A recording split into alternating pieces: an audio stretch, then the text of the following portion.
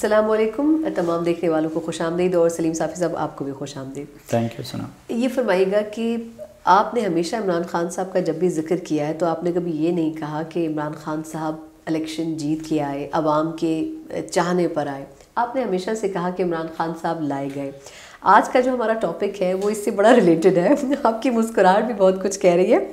یہ فرمائیے گا کہ آخر خان صاحب اور فوج کا جو کنیکشن ہے، اس کے اوپر آج میں تفصیل سے ذرا آپ سے بات کرنا چاہ رہی ہوں. تو سب سے پہلے تو یہ بتائیں کہ کیا عمران خان صاحب کا جو سیاست میں آنے کا خواب تھا وہ بھی انہی کے توسط سے تھا یا وہ پھر ان کی اپنی پیداوار تھی؟ دیکھیے، سیاست میں لانے میں عمران خان صاحب کا فوج کا ہاتھ نہیں تھا، لیکن ایک فوجی کا ہاتھ تھا، جنرل حمید گل صاحب کا تھا. دیکھیں، ہم اس کو مختلف ادوار میں تقسیم کر سکتے ہیں. ایک جو عمران خان صاحب ابھی سیاست پہ نہیں آئے تھے تو جنرل ضیاء الحق کا پیریڈ تھا. پھر جب وہ سیاست میں آئے اور مشرف صاحب اور ان کا دور، اس کو ہم ایک دوسرے حصے میں تقسیم کر سکتے ہیں. پھر تیسرا جو تھا وہ جنرل کیانی صاحب کا دور اور عمران خان صاحب کی سیاست، اور جنرل پاشا صاحب کا بھی اس میں کردار. جنرل پاشا صاحب obviously ان کے ساتھ تھے. پھر راحیل شریف صاحب کا دور، اور پھر موجودہ جنرل قمر جاوید باجوہ صاحب کا دور. وہ سب سے مشکل دور ہے جو اس وقت چل رہا ہے، اور ہم اس دور پہ جی رہے ہیں. تو سب سے میرا خیال ہے پہلے دور پہ چلتے ہیں. تو دیکھیں، اب شروع کیسے، یہ تو ہم سب کو معلوم ہے کہ پاکستانی سیاست میں اسٹیبلشمنٹ ہی کا کلیدی کردار رہا ہے، بلکہ زیادہ عرصے تک پاکستان کو فوج نے ہی رول کیا ہے. اور پھر اگر کسی سویلین نے بھی رول کیا ہے تو ود دا بیکنگ آف فوج ہی کیا ہے. تو عمران خان صاحب جنرل ضیاء الحق کے دنوں میں کرکٹر تھے، اور جنرل ضیاء الحق کی دیگر پالیسیوں میں جہاں ایک طرف انہوں نے اسلام کا کارڈ استعمال کیا، تو اس وقت جنرل ضیاء الحق صاحب کی ایک سوچی سمجھی پالیسی تھی کہ کرکٹ کو زیادہ فروغ دیا جائے. اور اگر آپ دیکھیں تو پاکستان کے اندر کرکٹ کے کھیل کو زیادہ فروغ اور گلی کوچوں تک وہ ضیاء الحق کے دور میں ہی پہنچایا گیا. 80s کی بات کر رہے ہیں. 80s کی میں بات کر رہا ہوں. تو ظاہری بات ہے کہ عمران خان صاحب ایک کرکٹ کے سپر سٹار تھے، اور ابھی وہ کرکٹر تھے. تو اس دوران یہ بات کی جاتی ہے، کوئی مستند حوالہ نہیں ہے، لیکن خود عمران خان صاحب بھی کہتے ہیں کہ مجھے انہوں نے وزارت کی آفر کی تھی آفٹر ریٹائرمنٹ. ہاں، اچھا، پھر جب وہ کرکٹ سے ریٹائر ہو گئے تو ظاہری بات ہے کہ وہ ورلڈ کپ بھی انہوں نے اپنے نام کر دیا تھا. اگرچہ ظاہری بات ہے کہ پوری ٹیم کی جیت ہوتی ہے، لیکن عمران خان صاحب ہوشیار آدمی ہے، انہوں نے ایک ایسا سچویشن بنا دیا تھا کہ وہ پوری ٹیم کی جیت کو اپنے نام کر لیا تھا. تو ورلڈ کپ جیتنے کے بعد تو پھر وہ سپر سٹار بن گئے تھے. پہلے بھی ظاہری بات ہے کہ عالمی سطح پہ وہ کرکٹ کے میدان کے ایک سپر سٹار تھے، اور پھر ورلڈ کپ جیتنے کے بعد پاکستان کے اندر ان کی لائکنگ اور بھی بڑھ گئی تھی. اور اس وقت نواز شریف صاحب جو تھے وہ اسٹیبلشمنٹ کے عمران خان تھے. تو نواز شریف صاحب نے بھی ان کو اپنی پارٹی میں شمولیت کی دعوت دی تھی. اچھا. اور ان کو ظاہری بات ہے کہ عہدے اور منصب، یعنی خان صاحب کے بیک آف دا مائنڈ چل رہا تھا کہ انہوں نے سیاست میں آنا ہے ایونچولی. ابھی اس وقت تک خان صاحب نے اپنے ارادے ظاہر نہیں کیے تھے، لیکن میں نے آپ کو بتایا کہ ضیاء الحق کی آفر بھی تھی اور پھر نواز شریف کی آفر بھی تھی. اور اسی لیے پھر آپ نے دیکھا کہ جب وہ شوکت خانم کا انہوں نے شروع کیا تو شوکت خانم کے لیے نہ صرف نواز شریف نے یہ زمین دے دی، بلکہ اور بھی طریقوں سے نواز شریف نے اور شہباز شریف نے ان کو اوبلائج کرنے کی پوری طرح کوشش کی. تو یہ تو ایک دور تھا. لیکن شوکت خانم کے بعد ان کو بیسیکلی یہ لوگ نہیں جانتے، بہت کم لوگوں کا علم ہے کہ پارٹی بنانے سے پہلے وہ ایک موومنٹ شروع کی تھی جنرل حمید گل نے، ضیاء شاہد نے اور محمد علی دورانی نے، تحریک احتساب کے نام سے. تو جنرل حمید گل اور محمد علی دورانی کے کہنے پہ عمران خان صاحب اس کا حصہ بن گئے تھے. اور یہ دور احتساب کس کا ہونے جا رہا تھا، یعنی کس کا احتساب چاہتے تھے وہ؟ سیاستدانوں کا. وہ سیاستدانوں کا، نواز شریف اور بے نظیر بھٹو صاحبہ اور ان کے خلاف یہ سب کچھ ہو رہا تھا. اور لیکن پھر ان کو سیاست کے رستے پہ جو زیادہ گامزن کیا یا جو ان کے ابتدائی تعلیق رہے وہ جنرل حمید گل صاحب رہے اور محمد علی درانی صاحب رہے. اور پھر جب ان کی پارٹی بن رہی تھی تو مجھے اچھی طرح یاد ہے تو ماڈل ٹاؤن کے ای بلاک کے ایک گھر میں میٹنگ ہوتی تھی. اس میں محمد علی درانی ہوتے تھے, جنرل حمید گل ہوا کرتے تھے, اور منصور صدیقی ہوا کرتے تھے, جاوید احمد غامدی ہوا کرتے تھے, اور ڈاکٹر فاروق صاحب مرحوم ہوا کرتے تھے. اور اس میں یہ طے پایا کہ جنرل حمید گل اور عمران خان میں سے ایک پارٹی کے چیئرمین ہوں گے اور دوسرے صدر ہوں گے, اور ڈاکٹر فاروق صاحب جنرل سیکرٹری ہوں گے. اور دوسرا ایک اور لوگ بھول جاتے ہیں کہ جو پاسبان تنظیم تھی پہلے سے محمد علی درانی کی, کیونکہ عمران خان صاحب کو زیادہ تر عوام میں پھر پاسبان تنظیم کے ذریعے ہی متعارف کرایا گیا تھا. وہ محمد علی درانی مختلف ایکٹیویٹیز کرواتے تھے اور اس میں عمران خان صاحب کو لے جاتے تھے. تو جب تنظیم بن رہی تھی تو دو چیزیں ڈیسائیڈ ہوئی تھی. ایک یہ کہ پاسبان تنظیم مدغم ہو جائے گی پی ٹی آئی میں, اور پاسبان تنظیم میں جس کے پاس جو عہدہ ہوگا وہ اس کے پاس پی ٹی آئی کا وہی عہدہ ہوگا. مثلاً اس وقت اسد کیسر جو تھے یہ محمد علی درانی کے کارکن تھے اور یہ پاسبان تنظیم کے ضلع ثوابی کے صدر تھے. تو اسی پیکج کے تحت وہ ضلع ثوابی کے پی ٹی آئی کے صدر بن گئے, کیونکہ پاسبان تنظیم کا یہ ڈیسائیڈ ہوا تھا. بالکل. اور اسی طرح اکمل مرزا وہ پنڈی کے صدر تھے, تو یہ وہ پنڈی کے پی ٹی آئی کے صدر بنے. تو انہوں نے کہا کہ جدھر جدھر پہلے سے پاسبان تنظیم ہیں تو وہ تو ادھر پی ٹی آئی بن جائے گی. بالکل صحیح. اچھا, ان نشستوں کے دوران محمد علی درانی جو تھے وہ متنفر ہو گئے عمران خان صاحب سے, اور یہ جو میری اوپینین ہے یہ محمد علی درانی کی اوپینین بھی بن گئی. تو چونکہ وہ کمٹمنٹ کر چکے تھے ان کے ساتھ, تو انہوں نے کہا کہ ٹھیک ہے میری تنظیم تو آپ کے ساتھ چلی جائے گی. اور انہوں نے اپنی تنظیم والوں سے کہا کہ میں آج کے بعد پاسبان تنظیم ختم کر رہا ہوں, اور آپ میں سے جو عمران خان کے ساتھ جانا چاہتے ہیں وہ چلے جائیں. اور وہ چلے گئے, لیکن ساتھ ہی عمران خان کی موجودگی میں یہ اعلان کیا کہ میں خود عمران خان صاحب کے ساتھ نہیں جاؤں گا. اور وہ دن اور آج کا دن اگرچہ وہ اسٹیبلشمنٹ کی سیاست کرتے ہیں, پرو اسٹیبلشمنٹ, لیکن وہ کچھ بھی کرنے کو تیار ہوتے ہیں. مسلم لیگ پگاڑا میں چلے گئے, یعنی آج کل وہ جو مسلم لیگ فنکشنل ہے ان کے سینئر نائب صدر ہے, لیکن عمران خان کے ساتھ جانے کو تیار نہیں ہوئے. یہ barrister Muhammad Ali safe in کے صوبائی صدر تھے پاسبان کے, تو یہ بھی اس پہ نہیں گئے. جاوید غامدی ان کی سیاست کے خلاف تھے, وہ یہ کہہ رہے تھے کہ آپ سیاست نہ کریں. اور لیکن بہرحال جنرل حمید گل صاحب ان کو پش کر رہے تھے. تو یہ ڈیسائیڈ ہوا تھا کہ دونوں میں سے ایک چیئرمین اور ایک صدر. لیکن حمید گل صاحب تو کہیں نظر نہیں آئے پارٹی نہیں, لیکن عجیب تماشا یہ ہوا نا, اب میں چونکہ خود اس کا مجھے علم تھا تو اس سے مجھے شک ہوا کہ یار یہ بندہ تو اس طرح نہیں ہے جس طرح تاثر دیتا ہے. کیونکہ جنرل حمید گل صاحب محفل سے رخصت ہوئے تو انہوں نے یہ باقی لوگوں سے, یہ سب وٹنس ہے, محمد علی درانی زندہ ہے, منصور صدیقی صاحب تو اللہ کو پیارے ہو گئے, لیکن یہ باقی لوگ اور ڈاکٹر فاروق صاحب بھی آپ ان سے کنفرم کر سکتی ہے. تو جنرل حمید گل صاحب جب باہر نکلے تو عمران خان صاحب نے کہا کہ اچھا اس طرح کریں گے کہ پارٹی تب اناؤنس کریں گے کہ یہ ملک سے باہر ہو. حالانکہ ان کے ساتھ ڈیسائیڈ کچھ اور ہوا تھا. بالکل. تو وہی انہوں نے کیا کہ جنرل حمید گل صاحب ملک سے باہر تھے, جب چلے گئے اس دوران انہوں نے پارٹی اناؤنس کر دی. اور جب جنرل حمید گل واپس آ گئے تو وہ درانی وغیرہ کے پاس گئے کہ یار یہ میرے ساتھ عمران خان نے کیا کیا. تو یہ تو وہ دور تھا. یعنی خان صاحب شروع سے راستے سے سب کو ہٹانے کے حامی رہے. اب آپ اس کو جو بھی نام دیں, لیکن میں آپ کو بتاؤں کہ یہ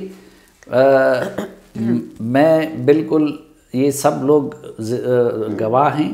نہیں, کچھ لوگ جن کا آپ ذکر کریں وہ تو موجود ہیں.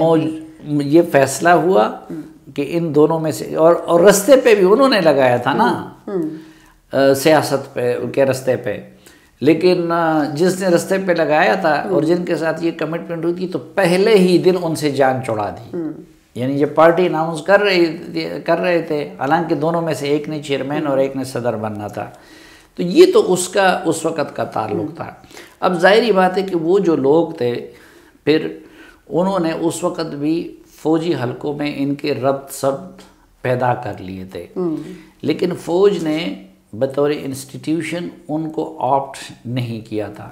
پھر خیر جب پارٹی بنی وہ سیاست کرتے رہے اور اپنے طریقے سے کرتے رہے، اور سیاست میں آنے کے بعد انہوں نے نواز شریف اور بے نظیر کو ٹارگٹ بنانا شروع کر دیا، ٹھیک، اور جاتے جاتے اس دوران پھر پرویز مشرف کا ٹیک اوور ہوا۔ تو وہ کیونکہ اس سے پہلے جو 97 کا ایک الیکشن ہوا اور اس میں عمران خان صاحب نے حصہ لیا تو ان کو بری طرح مار پڑی اور کسی جگہ سے بھی ان کو سیٹ وغیرہ نہیں مل سکی، تو شاید انہوں نے پھر یہ ریئلائز کر لیا کہ فوج کے بغیر کام نہیں بن سکے گا، تو اس کے بعد انہوں نے فوج کے ساتھ روابط بھی بڑھا دیے، اور جب اکتوبر 99 کو جنرل پرویز مشرف نے ٹیک اوور کیا تو عمران خان صاحب نہ صرف یہ کہ انہوں نے ویلکم کیا بلکہ اس پہ شادیانے بجانے والوں میں عمران خان صاحب سر فہرست تھے۔ تو میرے خیال میں فوجی قیادت کے ساتھ اور فوج کے ساتھ بطور انسٹیٹیوشن عمران خان صاحب کے تعلق کا یا دوستی کا آغاز جو تھا وہ جنرل پرویز مشرف کے دور سے ہوا۔ اچھا، یعنی اگر ہم پہلے دور کو سمرائز کریں صافی صاحب، تو ہم یہ کہہ سکتے ہیں کہ پہلے دور میں سوائے جنرل حمید گل صاحب مرحوم کے اوور آل پوری فوج نے ان کو سپورٹ نہیں کیا، صرف وہ ایک شخصیت تھی جو ان کو ہیلپ آؤٹ کر رہی تھی۔ ہاں، انہوں نے ربط ضبط ان کے پیدا کر دیے تھے، اور دورانی صاحب بھی اسی طرح تھے، پھر حفیظ اللہ نیازی صاحب نے بھی ان کے ربط ضبط پیدا کر دیے، لیکن انسٹیٹیوشن نے اپنے آپ اور اسی لیے انہوں نے ایک لحاظ سے رائٹ ونگ کی سیاست بھی شروع کی تھی۔ لیکن میں کہتا ہوں کہ فوجی قیادت کے ساتھ یا فوج کے ساتھ بطور انسٹیٹیوشن ان کا جو تعلق استوار ہوا وہ جنرل پرویز مشرف کے دور میں ہوا اور ان کے ٹیک اوور کے بعد ہوا۔ صافی صاحب، پہلے دور میں تو ہمیں یہ سمجھ آیا کہ حمید گل صاحب بظاہر وہ شخصیت تھے جنہوں نے بڑا اہم کردار ادا کیا خان صاحب کے لیے، لیکن اوور آل فوج بحیثیت انسٹیٹیوشن نے کسی قسم کی کوئی سپورٹ یا انوالومنٹ نہیں ظاہر کی۔ اب ہم آتے ہیں دوسرے دور کی طرف جو کہ پرویز مشرف صاحب کا تھا۔ آپ نے جیسے پچھلے حصے میں ذکر کیا کہ پرویز مشرف صاحب کے آنے کے بعد خان صاحب نے بڑا اس کو اپریشیٹ کیا، تو پھر بڑے اپس اینڈ ڈاؤنز ہم نے دیکھے پرویز مشرف صاحب کے دور میں، خان صاحب کے اسٹیٹمنٹس میں بھی وہ اپس اینڈ ڈاؤنز کیوں آتے رہے؟ دیکھیں، ایک تو یہ تھا کہ ٹیک اوور سے پہلے بھی جنرل پرویز مشرف اور ان کے انٹیلیجنس کے لوگوں کے اور عمران خان کے درپردہ رابطے وغیرہ استوار ہوئے تھے، اور اس دوران نواز شریف کے خلاف جو فضا بنائی جا رہی تھی اس وقت طاہر القادری سے بھی کام لیا جا رہا تھا۔ آپ کو یاد ہوگا وہ جو کارگل سے متعلق اشتہارات وہ طاہر القادری صاحب کے ذریعے کروائے جا رہے تھے، اور جب ٹیک اوور ہوا تو جو دو بندے بہت زیادہ ایکسائٹڈ تھے اس پہ ایک عمران خان صاحب تھے اور دوسرے جو تھے وہ طاہر القادری صاحب تھے، اور ان کا یہ خیال تھا کہ اب مشرف کا آ گیا تو سب کچھ ہمارے حوالے کر دیں گے۔ اچھا، پھر آپ دیکھیں کہ پرویز مشرف نے جب ابتدائی کابینہ اپنی بنائی تو اس میں عمران خان صاحب کے لوگ بھی تھے، یعنی واحد یہ جماعت تھی جو ستار صاحب تھے جو وزیر خارجہ بنائے گئے وہ ان کی جماعت کے تھے۔ اچھا، شوکت عزیز جو تھے وہ بھی عمران خان کے راستے سے ان تک پہنچے تھے۔ تو ایک تو مشرف صاحب کی ٹیم میں عمران خان صاحب کے لوگوں کو شامل کروایا گیا، اور پھر عمران خان صاحب اس لیے آج کل وہ یہ کہتے ہیں کہ میں تو پہلے دن سے وار آن ٹیرر کا مخالف تھا، اور یہ ایک تاریخی جھوٹ ہے جو عمران خان صاحب بول رہے ہیں، کیونکہ مشرف نے امریکہ کا ساتھ دینے کا فیصلہ کیا تھا اکتوبر 2001 میں، تو اس وقت تک تو وہ پرویز مشرف کے ہمنوا تھے، ان کے ساتھ میٹنگز بھی ان کی ہوتی تھی اور ان کے زندہ باد کے نعرے بھی وہ لگاتے تھے، ان کا دفاع بھی کیا کرتے تھے، اور پھر اگر فوج تھی تو فوج بھی اکتوبر 2001 میں قبائلی علاقوں میں بھیجی گئی، اور عمران خان صاحب نے اس پہ کوئی اعتراض نہیں کیا، بلکہ عمران خان صاحب کا اس وقت کہ یہ سٹیٹمنٹ ریکارڈ پہ ہیں کہ انہوں نے کہا کہ پرویز مشرف کے پاس کوئی اور چارہ ہی نہیں تھا اس فیصلے کے سوا، تو ابھی وہ یہ کہہ رہے ہیں کہ جی میں تو شروع دن سے اس کا مخالف تھا اور یہ تھا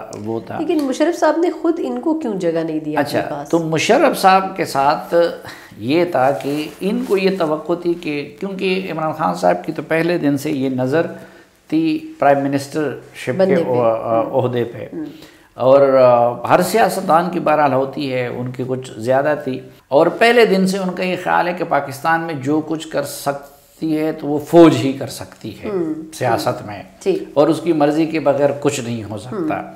تو عمران خان صاحب یہ توقع لگائے بیٹھے تھے کہ الیکشن میں وہ مجھے پرائم منسٹر بنا دیں گے، اور وہ بار بار اکثر وہ پرویز مشرف کے پاس جایا کرتے تھے اور ان سے کہا کرتے تھے کہ جی آپ مجھے الیکٹیبلز دلوا دیں، اور اگر اتنے الیکٹیبلز آپ ہمیں دے دیں تو میں پرائم منسٹر بن سکتا ہوں. ادھر مشرف صاحب کا ان کے جواب میں دلیل یہ ہوتی تھی کہ جی ہم 50 کو 100 بنا سکتے ہیں. اب ایک تو یہ تھا کہ مشرف صاحب کا اس وقت ٹارگٹ یہ تھا کہ مسلم لیگ نون کو توڑوانا ہے. بالکل. تو مسلم لیگ نون ٹارگٹ تھا، تو اس لیے انہوں نے مسلم لیگ قاف بنائی. ٹھیک ہے، پہلے یہ حماد اظہر کا جو والد تھا میازر، تو وہ اس کے سربراہ تھے، اور پھر ظاہری بات اس پہ کی حیثیت چودھری برادران کو حاصل تھی، تو وہ کام ان کے لیے نسبتاً پاسبل تھا، فیزیبل بھی تھا، اور نواز شریف کو کاؤنٹر کرنے کا صحیح رستہ بھی وہی تھا. تو وہ مسلم لیگ قاف انہوں نے بنا دی، ساتھ لغاری صاحب کو بھی شامل کرا دیا، اور باقی لوگ بھی اسی طرح مختلف جگہوں سے لا کے ان میں شامل کرا دیے گئے. لیکن ان کو یہ تھا کہ ہم عمران خان کو 0 سے 100 نہیں بنا سکتے. آپ کی پوزیشن یہ ہے. مثلا اس وقت کی میں آپ کو ایک مثال دے دوں کہ آج کل تو بڑی وہ اس کی تعریفیں کر رہے ہیں، لیکن ایک دن عمران خان صاحب نے، پھر جمائمہ بھی ساتھ ہوتی تھی، اکثر یہ لوگ شام کو پرویز مشرف صاحب کے پاس چلے جاتے تھے ملاقات کے لیے. تو انہوں نے پرویز مشرف صاحب سے شکایت کی کہ جی میری پارٹی میں لوگ آنا چاہتے ہیں لیکن ISI ان کو روکتی ہے. تو مشرف صاحب نے کہا کہ یہ کیسے ہو سکتا ہے کہ آپ کی پارٹی میں جتنے لوگ آپ کی پارٹی میں، ہمیں تو خوشی ہوتی ہے، جس طرح قاف میں آنے پہ خوشی ہوتی ہے اسی طرح آپ بھی ہمارے اتحادی ہیں، تو آپ کی پارٹی میں اگر لوگ آتے ہیں تو ہمیں خوشی ہوتی ہے. تو انہوں نے کہا جی مثلاً شاہ محمود قریشی آنا چاہتے ہیں لیکن ISI ان کو روک رہی ہے. پرویز مشرف صاحب نے ISI کے جو متعلقہ شخص تھے ان کو بلایا کہ بھئی وہ عمران خان یہ شکایت کر رہے ہیں کہ آپ شاہ محمود قریشی صاحب کو روک رہے ہیں. تو انہوں نے کہا جی ہم نے تو نہیں روکا ہے. انہوں نے شاہ محمود قریشی کو بلا لیا اور شاہ محمود قریشی سے کہا کہ بھئی آپ کو کس نے منع کیا ہے عمران خان صاحب کے پاس جانے سے. اب ایک تو اس سے اندازہ لگائے کہ اس وقت وہ پیپلز پارٹی میں تھے، بالکل، لیکن شاہ محمود قریشی کام کس کا کر رہے تھے یا کس سے ملے ہوئے تھے. بالکل. تو انہوں نے ان سے کہا کہ سر اصل میں مسئلہ یہ ہے کہ وہ عمران خان کے ساتھ ہماری دوستی بھی ہے، ہم اکثر اکٹھے جو ہے واک بھی کرتے ہیں، وہ روزانہ میرے پیچھے پڑے ہوتے ہیں کہ جی میری پارٹی میں آ جائیں. تو اب میں اتنا بے وقوف ہوں گا کہ میں عمران خان کو لیڈر مانوں، اور میں ان کے شاہ محمود قریشی نے ان کو جواب دیا. تو اس نے کہا کہ جی عمران خان میرا پیچھا نہیں چھوڑ رہے تھے، تو عمران خان چونکہ آپ لوگوں سے خوفزدہ ہے تو میں نے اس لیے آپ لوگوں کا نام استعمال کیا، اور میں نے ان سے کہا کہ جی ISI مجھے اجازت نہیں دے رہی. بالکل. تو یہ یعنی اس طریقے سے شاہ محمود قریشی اس وقت کہتے تھے، یعنی یہ ان کا جواب تھا کہ جی کہاں یہ بندہ. یعنی خان صاحب خود بھی الیکٹیبلز لانا چاہتے تھے پارٹی میں، اس وقت بھی لانا چاہ رہے تھے. میں نے آپ کو بتایا کہ مشرف سے ان کا کہنا یہی ہوتا تھا، مشرف زندہ ہے، اللہ ان کو زندہ رکھے، کہ آپ مجھے اتنے الیکٹیبلز دے دے. وہ کہتے تھے کہ بھائی ایک تو یہ کہ ہم ایک خاص حد سے آپ کو نہیں دے سکتے، اور دوسرا ان کو پتہ تھا کہ اگر ہم ان کو 30 40 50 الیکٹیبلز دے بھی دیں تو یہ کہاں سے جیت سکتے ہیں. وہ 2002 کے حالات تو بالکل مختلف تھے. تو اس کے بعد جب مسلم لیگ قاف کو جتوایا گیا اور ان کو حکومت دی گئی، اور الیکشن سے پہلے بلکہ آپ 2002 کا پھر ان کا الیکشن کیمپین دیکھیں تو ان کا نمبر 1 نشانہ وہ چودھری برادران تھے، اور انہوں نے اپنا سارا کیمپین پھر چودھری برادران کے خلاف، اس وقت پھر نواز شریف کے خلاف نہیں بولتے تھے، بے نظیر بھٹو کے خلاف نہیں بولتے تھے، وہ سارا کیمپین ان کا چودھریوں کے خلاف تھا۔ خان صاحب کو اکوموڈیٹ نہیں کیا گیا، کیونکہ خان صاحب کا ہمیشہ ٹارگٹ وہی ہوتا ہے کہ جو بندہ ان کو ریپلیس کرتا ہے یا ان کی جگہ پہ، مثلا جس طرح آج کل دیکھیں وہ نواز شریف کے خلاف اتنے نہیں پڑے ہوئے ہیں جتنے شہباز شریف کے خلاف پڑے ہوئے ہیں، تو ان کو یہ ہے کہ یار کہیں میری جگہ وہ لاڈلا نہ بن جائیں، تو ان کے پیچھے پڑے رہتے ہیں۔ تو اس وقت ان کے ساتھ یہی ہوا، حالانکہ پہلے تو انہوں نے نواز شریف کی حکومت کے خاتمے کا جشن منایا تھا، اور مشرف کے وہ اگر اتحادی تھے تو ان کے نمبر 1 اینیمی تو اس وقت پولیٹیکل وہ نواز شریف تھے، لیکن چونکہ انہوں نے کہا کہ اچھا میری جگہ وہ اقتدار کی ہما وہ چودھریوں کے سر بٹھائی جا رہی ہے، تو یہ پنجاب کا سب سے بڑا چور اور یہ سارے القابات عمران خان صاحب نے 2002 میں ان کے لیے استعمال کرنے شروع کیے تھے۔ تو وہاں سے پھر وہ تعلق پرویز مشرف کے ساتھ خراب ہو گیا، ان کا خراب ہو گیا، اس کے بعد ٹھیک نہیں ہو سکا جو ان کا پورا دور رہا۔ اچھا پھر اس کے بعد ایک اور انٹرسٹنگ ٹرن آتا ہے کچھ دنوں کے بعد، اور وہ آتا ہے مثلا وہ پرویز مشرف تو آرمی چیف بھی تھے، ایک پولیٹیکل شخصیت پر بن گئے تھے، اور جب آپ پولیٹیکل شخصیت بن جاتے ہیں، صدر بن جاتے ہیں وہ جنرل ضیاء الحق کو، تو پھر آپ پولیٹیکل تنقید کے لیے بھی آپ اوپن ہو جاتے ہیں، آپ میڈیا کی تنقید کے لیے بھی اوپن ہو جاتے ہیں، اور پھر ان کی حیثیت صرف آرمی چیف کی نہیں ہوتی۔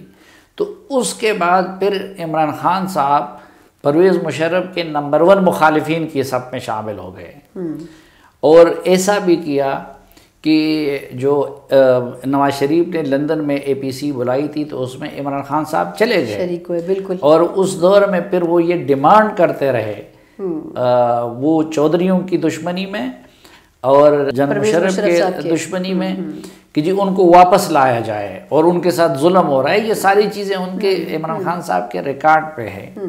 لیکن درمیان میں ایک جس کو ہم ڈیپ سٹیٹ کہتے ہیں، ٹھیک ہے، اور جو اصل میں جو فوج کا جو ایک کور اسٹریٹجک انٹرسٹ کو پروٹیکٹ کرتا ہے، تو اس ڈیپ سٹیٹ کے ساتھ عمران خان صاحب ان کے دور میں بھی منسلک رہے، اور افغانستان پہ آپ نے دیکھا ہوگا اب کہاں عمران خان اور کہاں طالبان۔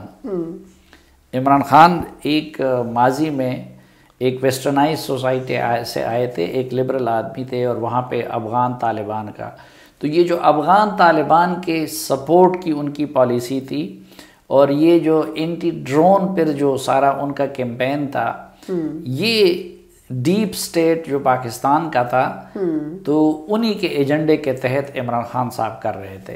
یعنی اگر ہم پرویز مشرف صاحب کے دور کو سمرائز کریں تو اس دور میں شروعات میں تو کچھ تعلقات بہتر رہے، لیکن اس کے بعد جب اقتدار نہیں ملا، بہتر نہیں رہے، بڑی پکی یاری رہی، اچھا بڑے عمران خان صاحب خدمت گزار رہے، لیکن جب اقتدار نہیں مل سکا تو پھر فاصلے بڑھ گئے۔ 2002 میں اقتدار کا ہما ان کی جگہ چودھریوں کے سر بٹھایا گیا، تو چودھری نمبر 1 دشمن بن گئے، اور مشرف پہ بھی تنقید ہونے لگی، لیکن اس کے ساتھ ساتھ ایک چیز جو لوگوں کی نظروں سے محو رہی وہ یہ تھی کہ جو ڈیپ سٹیٹ کا ایجنڈا تھا اس کو اس کے باوجود بھی عمران خان صاحب پرسو کرتے رہے، اور پھر نیا موڑ آیا جنرل کیانی صاحب کے دور میں۔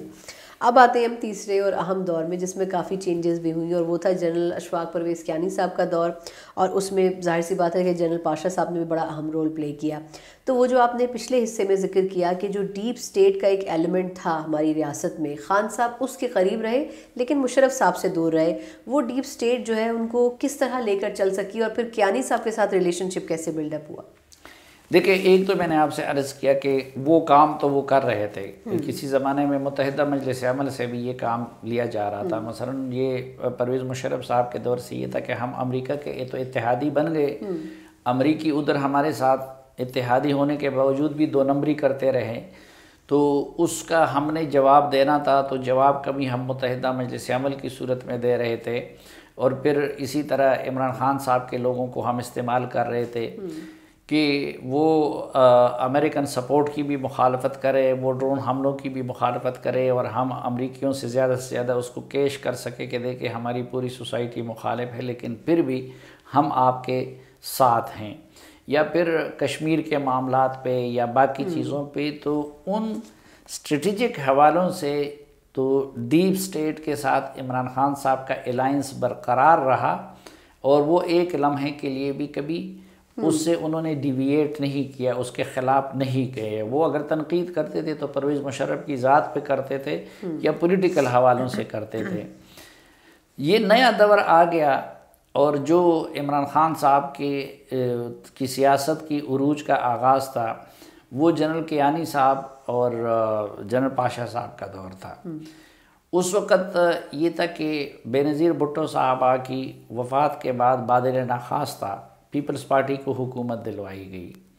اب نون لیگ کے ساتھ تو اسٹیبلشمنٹ کی دشمنی ہو چکی تھی کہ جب ان کو پہلے اقتدار سے نکالا اور پھر ملک سے نکالا تو ان کے ساتھ دوبارہ پیچ اپ تو نہیں ہوا تھا، اور اس وقت کوئی پیچ اپ کا امکان بھی نظر نہیں آ رہا تھا۔ اور پھر ان پولیٹیکل پارٹیز کے بارے میں ملک کے اندر ایک نگیٹو رائے بھی بن گئی تھی کہ یہ سٹیٹس کو کی علمبردار ہیں، یا پھر یہ کہ اب یہ اقتدار میں آ کے پھر فوج کو چیلنج کرتی ہیں۔ پیپلز پارٹی کے بارے میں تو شروع دن سے ایک نگیٹو رائے تھی، لیکن بے نظیر بھٹو صاحبہ کی وفات کے بعد بادل ناخواستہ ان کو اقتدار دینا پڑا۔ لیکن جنرل کیانی صاحب بڑے ذہین آرمی چیف تھے، تو کافی عرصہ معاملات ان کے ساتھ چلتے رہے۔ لیکن پھر ایسے واقعات ہوئی، مثلا ایک سلالہ کا انسیڈنٹ ہوا، پھر حسین حقانی کا معاملہ آ گیا، میمو گیٹ کا، اور کچھ اور بھی اسی طرح کے معاملات تھے کہ جس کی وجہ سے زرداری صاحب کے اور اسٹیبلشمنٹ کے بھی تعلقات بہت زیادہ خراب ہو گئے۔ اب دو بڑی قوتیں ہیں، نون لیگ ہے جن کا ابھی ایک صوبے میں حکومت ہے اور فیوچر میں ان کو موقع مل سکتا ہے، لیکن اس کے ساتھ پرویز مشرف صاحب کے دور سے وہ دشمنی چلی آ رہی ہے، اور دوسری پیپلز پارٹی تھی جس کے ساتھ ایک ہسٹوریکل دشمنی ہے یا رقابت ہے، وقتی طور پر ان کو اقتدار دے دیا گیا ہے لیکن ان کے ساتھ بھی معاملات آ گئے۔ تو یہی وہ وقت تھا کہ پھر فوج نے بطور انسٹیٹیوشن یہ ضرورت محسوس کی کہ ہمیں ایک تیسری قوت چاہیے۔ اچھا، جو قوت انہوں نے بنائی تھی اس سے پہلے جنرل مشرف کے دور میں مسلم لیگ قاپ، وہ تو ایک عارضی اور مصنوعی قوت تھی، وہ تو پٹ کے ختم ہو گئی کیونکہ پاپولر لیڈرز تو وہ تھے نہیں۔ تو عمران خان صاحب کو انہوں نے دیکھا کہ ایک ان کا کرزما ہے، سٹیمنا ہے، پہلے سے ان کی ایک پارٹی ہے، اپنی یعنی فوج کا یہ خیال تھا کہ اپنی کوئی ان کی نظریاتی کمٹمنٹ بھی نہیں ہے اور ان کو کسی بھی رستے پہ ہم چلا سکتے ہیں اور گامزن کر سکتے ہیں۔ تو وہ پیپلز پارٹی اور مسلم لیگ نون کی دشمنی میں یہ فیصلہ کیا گیا کہ پی ٹی آئی کو ایک تیسری قوت کے طور پر کھڑا کیا جائے، اور یہی وہ وقت تھا کہ جب جہانگیر ترین جیسے لوگوں کو ان کی پارٹی میں شامل کروایا گیا، شاہ محمود قریشی، وہ شاہ محمود قریشی جو شروع میں وہ کہا کرتے تھے، لیکن ادھر سے آرڈر ملا اور ان کو شامل کروایا۔ پھر اسی طرح پورے ملک میں چن چن کر کے یہ جو الیکٹیبلز تھے، ایک تو یہ کام کیا گیا، دوسرا پھر میڈیا کو ان کی حمایت میں ان کو ہیرو ثابت کرنے کے لیے، اور پیپلز پارٹی اور مسلم لیگ نون کو زیرو ثابت کرنے کے لیے یا فساد کی جڑ ثابت کرنے کے لیے اس مہم کا آغاز ہوا۔ اور بہت ساری چیزوں کے میں ذاتی طور پر جانتا ہوں کہ بھئی کس کس اینکر سے یہ کام لیا گیا کہ بھئی آپ نے عمران خان کے فرینڈلی انٹرویوز کرانے ہیں اور ان کو مسیحا کے طور پر اس دور میں تو ہمیں بھی یاد ہے کہ جتنا پبلسائز کیا گیا خان صاحب کو ٹیلی ویژن پہ گھنٹوں کے حساب سے، پھر جو جلسے ان کے ہوتے تھے، ایک تو لاہور کا ان کا جلسہ تھا، تو لاہور کے جلسے میں ملک کے جتنے بھی صاحب ثروت لوگ تھے ان کو کہا گیا، یعنی ایجنسیوں کی طرف سے کہا گیا کہ آپ نے اتنے پیسے دینے ہیں، آپ نے اتنے پیسے دینے ہیں، آپ نے اتنے پیسے دینے ہیں۔ پھر اسی طرح جب پنڈی میں جلسہ ہو رہا تھا تو اس میں بھی اسی طرح صاحب ثروت لوگوں سے پیسے لیے گئے اور ان سے کہا گیا کہ بھئی آپ نے اتنے پیسے دینے ہیں۔ پھر ہمارے میڈیا کا مثلا خود ہمارے میڈیا سے بھی پیسے لیے گئے، نہیں، میڈیا کو پیسے دیے بھی جاتے رہے عمران خان صاحب کی کوریج کے لیے اور ان کے جلسوں کے لیے۔ مثلا یہ رواج اس وقت ڈالا گیا اور ہمارے چینل نے جیو نے سب سے زیادہ اس میں حصہ ڈالا کہ جی وہ سٹیج بن رہا ہے اور گانے بج رہے ہیں، یعنی کہ وہ ایک پورا ماحول اس کے لیے کریٹ کیا تو میڈیا کو بھی اس مشن پہ لگایا گیا کہ آپ نے کچھ میڈیا آرگنائزیشنز کو اور کچھ میڈیا پرسنز کو، جس میں اینکرز بھی تھے، جس میں کالم نگار بھی تھے، جس میں تجزیہ کار بھی تھے، پازیٹیو بلڈنگ دکھائی گئی کہ بھئی آپ لوگوں نے اس کو خان صاحب کو بطور مسیحا اور بطور مسٹر کلین اور بہت قابل ثابت کرنا ہے۔ آپ دیکھیں اس دوران ہزاروں انٹرویوز ہوئے ہیں اور بڑے فرینڈلی ماحولز میں ہو رہے ہیں۔ تو یہ سارے کچھ وہاں کی ڈکلیریشن تھی۔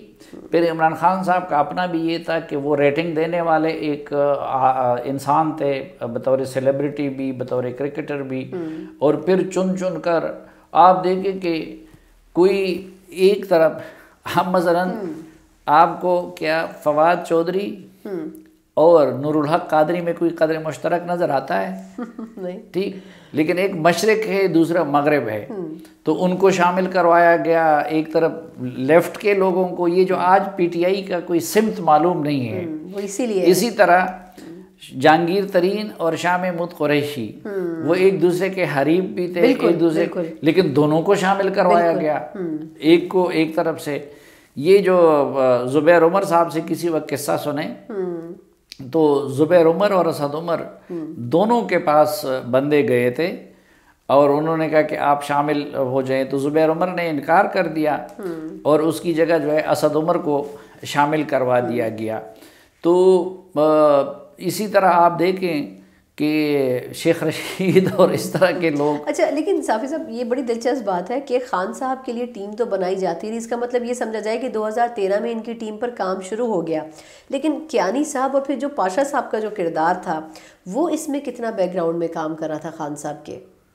نہیں، سارا کردار وہی سے تھا۔ نہیں، لیکن پاشا صاحب کبھی فرنٹ پر بھی آتے تھے، پارٹیز کو بڑے مسائل تھے ان کے ساتھ۔ پھر یہ کہ سب سے بڑی چیز یہ کہ ان کو کس حد تک پریپیئر کیا جا رہا تھا؟ ان کو یہ لگتا تھا کہ اگلا الیکشن یہ جیت جائیں گے، جو کہ نون لیگ نے جیت لیا تھا۔ ہاں، تیاری تو یہی تھی نا کہ اگلا الیکشن ان سے جتوایا جائے، اور 2013 میں شروع میں یہی مسئلہ ہوا۔ 2018 کا میں نے آپ کو بتایا کہ یہ چن چن کر آپ آخر میں کہ پہلے سے وہ اب آج کل کہتے ہیں نا کہ 20 سالہ جدوجہد اور 22 سالہ جدوجہد، تو 96 سے وہ لگے ہوئے تھے 2011 تک، ٹھیک ہے۔ اس وقت پارٹی میں کون لوگ تھے؟ یہی اکبر اس بابر تھے، یہی ارشد داد تھے، یہی احمد جواد تھے، جو ابھی بیچارے کڈے لائن لگے ہوئے ہیں اور جو پارٹی چھوڑ چکے، یا چند ایک دانے جو اسد کیسر وغیرہ جو پاسبان اور وہاں سے آئے ہوئے تھے، لیکن ادھر جانے کا کوئی سوچ بھی نہیں سکتا تھا۔ کچھ عمران خان صاحب کے رویے کی وجہ سے، کچھ لوگ جس طرح میں نے آپ کو شاہ محمود کا بتایا کہ شاہ محمود نے اس وقت اسے کہا تھا کہ جی میں ان کو لیڈر مانوں گا اور میں ان کے ساتھ چلوں گا۔ تو یہ سارا جو کچھ ہوا پھر 2011 2012 میں، تو وہ قوم کے وسیع تر مفاد پہ ہوا، اور ہم تو ایک ایک بندے کو جانتے ہیں کہ بھئی کس کے پاس کیا۔ یہ یہاں پہ بھی پرویز خٹک صاحب کو بھی انہی لوگوں نے شامل کروا دیا، مثلا ہمارے اپنے صوبے کی اگر آپ دیکھیں، اسی طرح اور بہت سارے، خواجہ محمد خان ہوتی صاحب کو شامل کرا دیا گیا۔ سندھ کی جو لیڈرشپ ہے وہ بھی اسی طرح شامل کروائی گئی۔ سندھ کا میں نے آپ کو بتا دیا نا کہ اسد عمر تو انہی کا تحفہ ہے نا، اور اسد عمر جو تھا وہ تو پہلے سے ان حلقوں سے منسلک تھا، تو زبیر عمر نے انکار کیا، ان کو شامل کروا دیا۔ تو اور پنجاب کے اندر اور جنوبی پنجاب کے اندر شاہ محمود قریشی تھے، جہانگیر ترین تھے، پھر ان سے ریلیٹڈ بہت سارے لوگ تھے، غلام سرور خان تھے جن کو ہم الیکٹیبلز کہتے ہیں. تو یہ الیکٹیبلز بھی شامل کروائے گئے، پاپولر فیسز اور تقریریں کرنے والے وہ لوگ بھی ان کے ہاں لائے گئے، اور میڈیا کے ذریعے جو سب سے بڑا یہ تھا کہ میڈیا کا وہ ٹول بھی استعمال کیا گیا اور ان کو ایک ہیرو کے طور پر بھی پیش کیا گیا.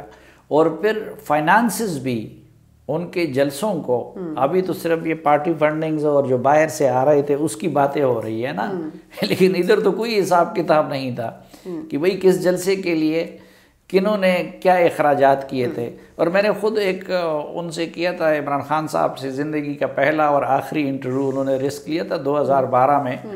تو یہ علیم خان صاحب تو اس سے پہلے مسلم لیگ قاف میں تھے نا، تو لاہور کے جلسے میں انہوں نے بھی بڑی کنٹریبیوشن کی تھی. لاہور کے اکثر جلسوں میں انہوں نے تو میں نے ان سے کہا کہ جی آپ کے جلسوں کے لیے یہ پیسے کچھ لوگوں نے، تو مجھے عمران خان صاحب نے اس انٹرویو میں کہا کہ مجھے تو ایک اس کا یاد ہے کہ کئی لاکھ اس نے دیے تھے علیم خان صاحب نے.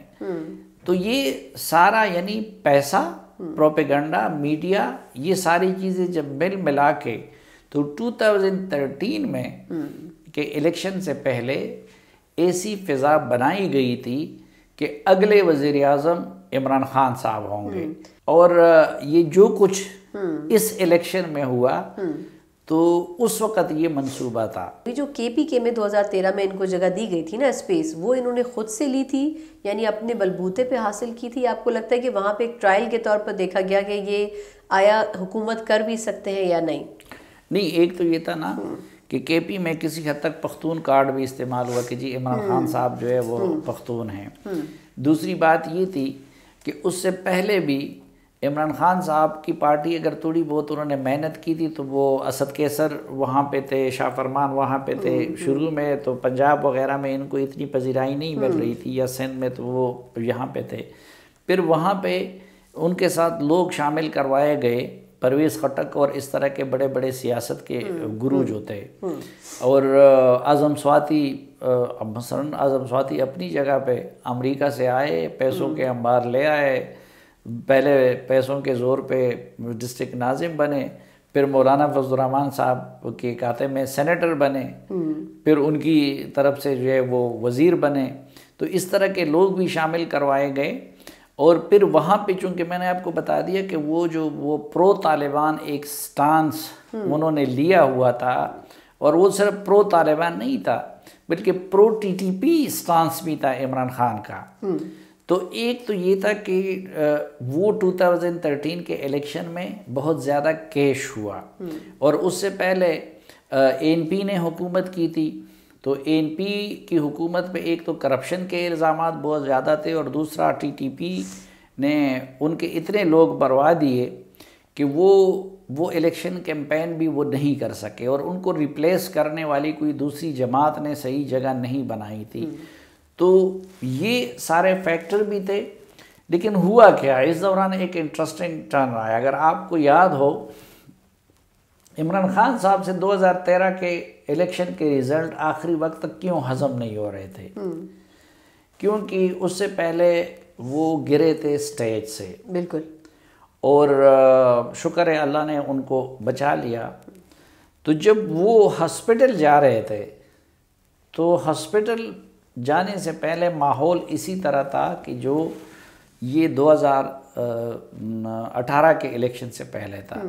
تو ان کو پکا یقین تھا کہ میں وزیر اعظم ہوں گا.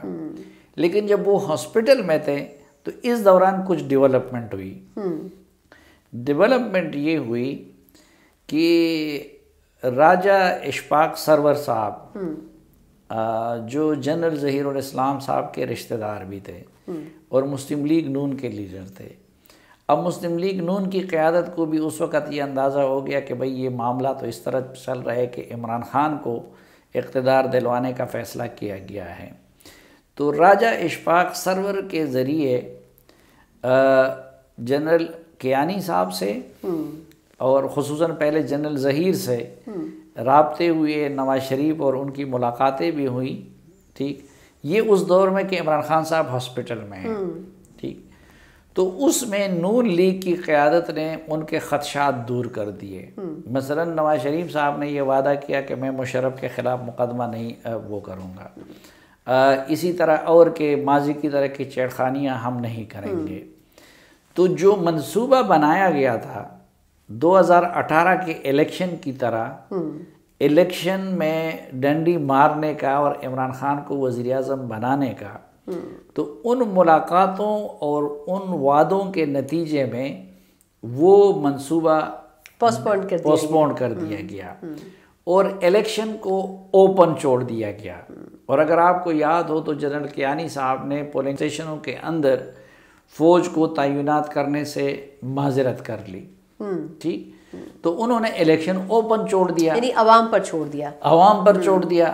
اب اور اس میں پھر یہ تھا، فائنڈنگز بھی یہی تھی کمیشن کی کہ لوکل سطح پہ جس کی اگر کوئی گڑبڑ تھی تو وہ ہوئی تھی، لیکن قومی سطح پہ وہ نہیں تھا. لیکن ہوا یہ تھا کہ پہلے سے عمران خان صاحب کو وزیر اعظم کے لیے جو منصوبہ بنایا گیا تھا اور وہ 2018 کی طرح کا منصوبہ تھا، وہ امپلیمنٹ نہیں ہو سکا اور جنرل کیانی نے معاملے کو آزاد چھوڑ دیا. اس لیے پھر جنرل کیانی سے عمران خان بہت ناراض بھی تھے اور ایک موقع پہ انہوں نے جنرل کیانی پہ تنقید بھی کی. وہ تو اگرچہ بعد میں ان کو پھر پیغام ملا تو اگلے دن انہوں نے نعیم الحق سے پھر وہ واپس وہ لے لیا. لیکن 2013 کے الیکشن میں ہوا اصل میں یہ تھا کہ جو کچھ عمران خان کے حق میں ہونا تھا وہ نہیں ہو سکا. وہ الیکشن سے کچھ دن پہلے جنرل ظہیر الاسلام اور نواز شریف اور شہباز شریف وغیرہ کے وعد و وعید کے نتیجے میں وہ نہیں ہو سکا اور عمران خان کے خواب اس وقت چکناچور ہو گئے اور الٹا نواز شریف وزیر اعظم بن گئے. تو یہ جو 35 پنچر والی پھر انہوں نے کہانی کافی عرصے چلائی تھی، اس کا مطلب یہ بھی اس کہانی پہ بھی کوئی وزن نہیں تھا. وہ تو نہیں، وہ بات تو یہی کرتے تھے نا کہ یہاں دھاندلی ہوئی ہے، یہ دھاندلی کروائی ہے، سو پھر وہ بھی میں نے آپ کو بتا دیا نا کہ اب اصل سال 1.5 سال میں نے ایک خواب دیکھا ہو، مجھے پکا یقین ہو، ٹھیک ہے، اور آخر میں میرے ساتھ ایک حادثہ ہو جائے اور میں پھر جب ہوش میں آ جاؤں تو پتہ چلے کہ بھئی اس سے بالکل الٹ ہوا ہے، تو وہ انسان سے اتنی آسانی کے ساتھ ہضم نہیں ہوتا. اصل میں ہوا یہ تھا کہ جو پنکچرز لگانے کا منصوبہ تھا عمران خان کے حق میں، وہ جو نواز شریف اور ان کی صفائی اور وعدے وعید ہو گئے تو وہ پنکچرز پھر عمران خان کے حق میں نہیں لگے.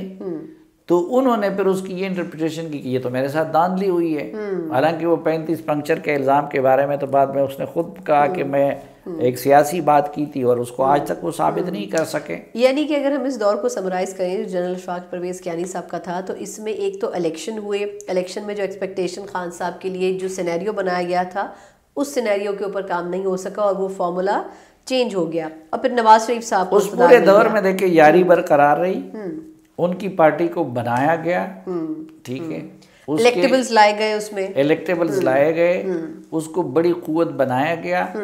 لیکن پہلے جو ان کے ساتھ وعدہ ہوا تھا ان کو وزیر اعظم بنانے کا، جو 2018 میں پورا ہوا، تو الیکشن سے ایک ہفتہ پہلے جو ڈیولپمنٹ ہوئی نواز شریف اور جنرل ظہیر وغیرہ کے مابین، اس کی وجہ سے عمران خان صاحب کے حق میں دھاندلی نہیں کروائی گئی اور وہ وزیر اعظم نہیں بن سکے. اچھا، اب اگلے دور کی طرف آتے ہیں جو کہ جنرل راحیل شریف صاحب کا دور ہے. بڑی زبردست قسم کے جنرل رہے ہیں وہ. خان صاحب ظاہر سی بات ہے کہ 2013 کے بعد مایوس تو بہت ہوئے ہوں گے، تو پھر راحیل شریف صاحب نے سب سے پہلے تو آنے کے بعد جو ایک فوج کا پرسیپشن بڑا نیگیٹو ہو چکا تھا، اگر آپ کو یاد ہو اس دور میں انہوں نے بڑا اس کو پازیٹیو کرنے کی کوشش کی، لیکن خان صاحب کے ساتھ کیسے پھر لے کے چلے آگے معاملات کو؟ دیکھیں میرے خیال میں اس میں بھی غلطی نواز شریف سے ہوئی تھی. ایک تو نواز شریف صاحب کی ٹریجڈی یہ ہے کہ دیکھیں سب سے زیادہ آرمی چیف اپوائنٹ کرنے کا اختیار ان کو ملا، لیکن کوئی ایک بھی نواز شریف نے میرٹ پہ آرمی چیف نہیں بنایا. دوسرا، نواز شریف صاحب کا المیہ یہ ہے کہ وہ انسٹیٹیوشن کو ساتھ چلانے کی بجائے انڈیویجول پہ محنت کرتے ہیں. وہ کہتے ہیں میں اس کو آرمی چیف بنا دوں گا تو یہ ساری زندگی میرے تابع دار رہے گا. اس میں وہ میرٹ کو وائلیٹ کرتے ہیں، سینیارٹی کو وائلیٹ کرتے ہیں. یہ کام انہوں نے مشرف کے معاملے میں بھی کیا، یہ انہوں نے جنرل راحیل کے معاملے میں بھی کیا۔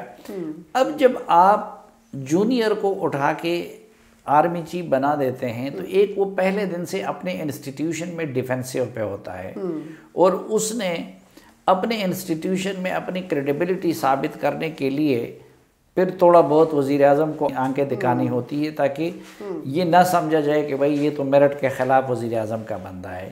تو ایک تو راحیل شریف صاحب کے معاملے میں بھی یہی چیز تھی۔ دوسرا، انہوں نے جو وعدہ کیا تھا جنرل ظہیر الاسلام کے ساتھ کہ مشرف کو ہم نہیں چھیڑیں گے، یہ کریں گے، تو اب ظاہری بات ہے کہ اپنے انسٹیٹیوشن میں تو پھر ظہیر الاسلام نے یقین دہانی کرائی تھی کہ بھئی انہوں نے یہ وعدہ کیا ہے کہ وہ مشرف صاحب کو نہیں چھیڑیں گے، لیکن اقتدار میں آنے کے بعد انہوں نے مشرف کے خلاف بھی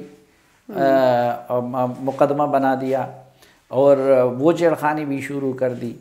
کچھ اور چیزوں میں بھی انہوں نے آرمی کو افینڈ کرنا شروع کیا، مثلا انڈیا کے دورے پہ آرمی خوش نہیں تھی، وہ انڈیا چلے گئے۔ تو یہ جو چیزیں تھی، جنرل ظہیر کو یہ احساس تھا کہ جی میرے ساتھ انہوں نے دھوکہ کیا اور مشرف کے معاملے میں اب وہ اپنے وعدے سے مکر گئے ہیں۔ یہاں سے عمران خان صاحب کی لاٹری پھر نکل آئی، اور پھر اس کے بعد عمران خان صاحب کی فل فلیج درپردہ سپورٹ شروع ہوئی۔ پہلے عمران خان صاحب سے دھرنے کروائے گئے، عمران خان صاحب کو دھرنوں کا پورا پلان بھی ان کی طرف سے دیا گیا جو 126 دن تک محیط رہے تھے۔ اسی طرح کہاں طاہر القادری اور کہاں عمران خان صاحب، تو طاہر القادری کو بھی ان کے ساتھ ملایا گیا، کیونکہ ایکچولی ورکرز تو طاہر القادری صاحب کی زیادہ کنسسٹنٹ، اور وہاں سے پھر فوج اور نواز شریف کے تعلقات خراب ہوتے رہے، کیونکہ نواز شریف کو لیکن اس دوران ڈان لیکس بھی تو بیچ میں آیا نا، اس نے بھی تو معاملات خراب کیے۔ نہیں، ڈان لیک تو پھر بعد کی بات ہے نا، کہ لیکن آغاز ہوا تھا پرویز مشرف کے معاملے سے، اور اس کے بعد دھرنے کروائے گئے۔ ڈان لیکس تو دھرنوں کے بعد آیا تھا نا۔ نواز شریف صاحب بیسیکلی اپنے وعدے کو یہ وفا نہیں پتہ کر تھا سکے کہ بھائی دھرنوں کو بیکنگ حاصل ہے انٹیلیجنس ایجنسیوں کی اور جنرل راحیل شریف کی، اور آئی بھی ساری چیزیں ان کے لیے رپورٹ کر رہی تھی، اور دوسری طرف ان لوگوں کو یہ شکایت تھی کہ آپ نے ہمارے ساتھ وعدہ خلافی کی۔ تو اس دوران پھر ظاہری بات ہے کہ عمران خان ہی کو پوری قوت کے ساتھ ان کے خلاف استعمال کیے جانے لگا، میڈیا کو بھی ان کے خلاف استعمال کیے جانے لگا، اور پھر یہ سارا یعنی میڈیا کے فرنٹ پہ ایک طرف جنرل عاصم باجوہ صاحب تھے اور دوسری طرف مریم نواز صاحبہ تھی۔ یہ جو اب ان کی مخاصمت اتنی گہری ہے تو اس کی وجہ بھی یہی ہے۔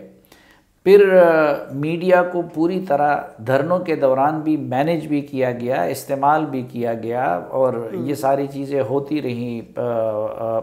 پھر یہ تماشے بھی ہوتے رہے کہ جی یہاں پہ لوگ کم ہیں تو طاہر القادری کے لوگوں کو ادھر لے جایا جائے، اور اس کے لیے وسائل پرووائڈ کرنا، یہ ساری چیزیں تو نواز شریف کے ذہن میں تھی۔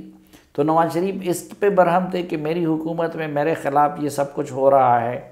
بہت سارے مواد بھی عمران خان صاحب کو وہاں سے فراہم کیے جاتا رہا، تو وہاں سے عمران خان صاحب ایک بار پھر ان کے لیے ایسٹ بن گئے، اور دوسری طرف نواز شریف کے ساتھ وہ دشمنی اور مخاصمت کی بنیاد وہ مزید گہری ہو گئی۔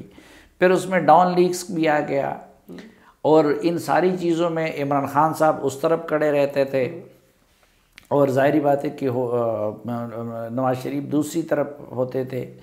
لیکن پھر لاک ڈاؤن بھی ان سے انہوں نے کروایا، وہ جنرل رضوان کا دور تھا، تو ایک دن بھی نواز شریف کو آرام سے بیٹھنے نہیں دیا گیا، اور نواز شریف کو یہ پتہ تھا کہ جواب میں سب کچھ جو ہے وہ دوسری سائڈ سے ہو رہا ہے۔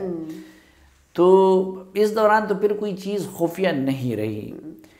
پھر جو ٹرننگ پوائنٹ تھا وہ پھر پاناما کا آ گیا۔ تو پاناما ایک ایسی چیز آ گئی کہ جو عمران خان کے لیے بھی ایک اچھا ٹول ہاتھ میں آ گیا، اور اسٹیبلشمنٹ کے لیے بھی ایک اچھا ٹول ہاتھ میں آ گیا، اور پھر کچھ جوڈیشری میں کام کر کے، کچھ نیب کو استعمال کروا کے، باقی چیزوں کا تو الٹیمیٹلی نواز شریف کو نکالا گیا۔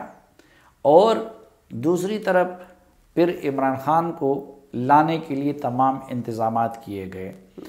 تو وہاں بدقسمتی یہ ہوئی کہ نواز شریف نے رخصتی کے بعد اب ان کے پاس دو رستے تھے کہ وہ یکسوئی کے ساتھ یا تو شہباز شریف کے بیانیے کو اپنا لیتے یا پھر اپنے انقلابی بیانیے کو اپنا لیتے، لیکن وہ اس دوئی کے شکار رہے. آج تک مسلم لیگ نون وہ فیصلہ نہیں کر سکی. اچھا، پیپلز پارٹی تو آپشن نہیں بن سکتی تھی ملکی سطح پہ اگرچہ شروع میں، لیکن اس معاملے میں پیپلز پارٹی نے بھی نواز شریف کو رخصت کرنے میں تعاون کیا اسٹیبلشمنٹ کے ساتھ، کیونکہ زرداری صاحب کو نواز شریف نے ان کو بھی ناراض کیا تھا سندھ کے معاملات پہ. تو آخر میں یہ فیصلہ ہوا کہ الیکشن میں پہلے سندھ بھی پیپلز پارٹی سے لینے کا فیصلہ کیا گیا تھا، لیکن پھر زرداری صاحب کے ساتھ بھی معاملات طے ہو گئے تو سندھ ان کو دینے کا فیصلہ ہوا. اور ظاہر ہے کہ پھر یہ تو اب کوئی راز نہیں رہی کہ عمران خان کو وزیر اعظم بنانے اور مسلم لیگ نون کو آؤٹ کرنے کے لیے نیب کو بری طرح استعمال کیا گیا، ان کے لوگوں کو پکڑوایا گیا. لیکن میرا خیال ہے نیب صافی صاحب بنا ہی استعمال ہونے کے لیے. ہاں وہ تو بنا ہی استعمال ہونے کے لیے، لیکن اس برے طریقے سے کبھی استعمال نہیں ہوا. پھر ثاقب نثار جیسے کرداروں کو بھی استعمال کیا گیا اور ماشاءاللہ ہمارے میڈیا کو بھی بھرپور طریقے سے استعمال کیا گیا. اور اس طرح یہ دور تمام ہوا. اور نہیں، اس طرح یہ دور اس کا آغاز ہوگا اور بالآخر عمران خان صاحب کو وزیر اعظم بنا دیا گیا. تو ان کو وزیر اعظم بنانے کے لیے ایک تو عمران خان صاحب اور اسٹیبلشمنٹ کے ایک نئے تعلق کا آغاز ہوا، کیونکہ پہلے تو وہ اپوزیشن کے طور پہ تھے نا، اب وہ ملک کے پرائم منسٹر کے طور پر ان کے اسٹیبلشمنٹ کے ساتھ تعلقات کا آغاز ہوا. دوسرا، اسٹیبلشمنٹ کے باقی جو پولیٹیکل فورسز ہے اور جو سول سوسائٹی ہے ان کے ساتھ بھی ایک نئے دور کا آغاز ہوا. مثلاً یہ واحد پروجیکٹ ہے، ماضی میں بھی اسٹیبلشمنٹ کا سیاست میں ہمیشہ کردار رہا ہے، لیکن مثلاً اگر بھٹو کو آؤٹ کیا جا رہا تھا تو اس کے لیے اسٹیبلشمنٹ نے مسلم لیگ کو بھی ساتھ میں لایا، ولی خان کو بھی رہا کرایا، باقی قوم پرستوں کو بھی ساتھ میں لایا، مذہبی جماعتوں کو بھی ساتھ میں لایا، میڈیا کے اندر سارے رائٹ ونگ کو بھی ساتھ ملا لیا. لیکن یہ ایک ایسے پروجیکٹ تھا کہ جس کے لیے عمران خان کو وزیر اعظم بنانے کے لیے مسلم لیگ نون تو تھی ہی، اس کو تو دشمن بنایا گیا، لیکن پیپلز پارٹی کو بھی ناراض کیا گیا، ANP جیسے قوم پرستوں کو بھی دشمن بنایا گیا، مذہبی جماعتوں کو JUI اور جماعت اسلامی کو بھی ناراض کیا گیا، کیونکہ وہ سمجھتے ہیں کہ ہمارے ساتھ بھی ہاتھ ہو گیا ہے الیکشن میں. پھر اسی طرح چودھری نثار اور مصطفیٰ کمال جیسے لوگوں کو بھی قربانی کا بکرا بنایا گیا، MQM کو بھی قربانی کا بکرا بنایا گیا. تو ایک عمران خان صاحب کے پروجیکٹ کی جو پرائس اسٹیبلشمنٹ نے دی ہے اس کی ماضی میں کوئی مثال نہیں ملتی. دوسرا، ان کو وزیر اعظم بنانے کے لیے میڈیا کی حیثیت کو تباہ و برباد کر دیا گیا، اس کو تقسیم بھی کیا گیا، اس کو ڈسکریڈٹ بھی کیا گیا، جوڈیشری کے ساتھ بھی کم و بیش یہی کچھ ہوا. اور خود جس ویزیبل طریقے سے پاکستان کی فوج کو متنازع بنایا گیا یا اس کے کردار کے حوالے سے اعتراضات اٹھائے گئے، تو الیکشن کمیشن کو RTS کو جس طریقے سے فیل کیا گیا، تو مثلا ماضی میں بھی یہ کام ہوئے تھے، لیکن عمران خان صاحب کی خاطر بہت اوپن اور ننگے طریقے سے ہوئے، تو اس لیے یہ اپنی مثال آپ ہے. تو مائنس عمران خان جو باقی پاکستان کی سیاست ہے ان کے اور اسٹیبلشمنٹ یا فوج کے بھی ایک نئے تعلق کا آغاز ہوا، اور عمران خان صاحب اور اسٹیبلشمنٹ کے بھی ایک نئے تعلق کا آغاز ہوا 2018 کے الیکشن کے بعد. صاحب صاحب اب سب سے امپورٹنٹ دور ہے اور ایسا دور ہے جس میں ہم اور آپ جی بھی رہے ہیں، اور وہ ہے قمر باجوہ صاحب کا دور. خان صاحب آ گئے، الیکشن میں کامیاب ہو گئے، جیسے تیسے کروائے گئے یا خود ہوئے. باجوہ صاحب آرمی چیف ہے. اب بتائیں کہ جو ورکنگ ریلیشن شپ ہے، شروع میں تو ایسا لگتا تھا کہ جو ایک پیج ہے وہ دنیا کے سامنے بالکل کلیئر ہے کہ جی ایک پیج ہے، لیکن اب وہ ایک پیج جو ہے وہ پھٹتا جا رہا ہے. ایک تو جی رہے ہیں لیکن بڑی مشکل سے جی رہے ہیں، مشکل سے جی رہے ہیں. سب کی یہ رائے ہے ویسے، اور بلکہ پوری قوم بڑی مشکل سے جی رہی ہے. لیکن دراصل میں اس میں 3-4 بڑی عجیب و غریب توقعات عمران خان صاحب سے وابستہ کی گئی تھی. ایک تو یہ توقع تھی کہ یہ خیال تھا کہ جس طریقے سے ظاہر ہے کہ الیکشن سے پہلے یا اقتدار میں آنے سے پہلے وہ ہمیشہ بڑے تابعدار رہتے تھے، اور کبھی یعنی ان کا غصہ دوسروں کے لیے ہوتا تھا، لیکن ادھر کبھی انہوں نے غصہ نہیں دکھایا. 2 قوتوں کو، ایک ٹی ٹی پی اور طالبان وغیرہ کے مقابلے میں کبھی عمران خان صاحب جو ہے نا غصہ نہیں ہوئے. اور دوسرا اسٹیبلشمنٹ کے بارے میں، مثلاً ان سے دھرنے کروائے گئے اور پھر ایک دن حکم ملا کہ جی آپ اٹھ جائیں، تو کوئی دوسرا ہوتا تو وہ تیش میں آتا کہ یار مجھے اتنا استعمال کیا، مجھے کہہ رہے گھر چلے جائیں. یہی معاملہ لاک ڈاؤن میں بھی تھا. تو یہ خیال تھا کہ جی وہ اسی طرح مستقل وہ تابعدار رہیں گے. دوسرا انہوں نے یہ غلط تاثر دیا تھا کہ جی میرے پاس بڑی اچھی ٹیم ہے اور میں اکانومی کو بہتر وہ کر لوں گا.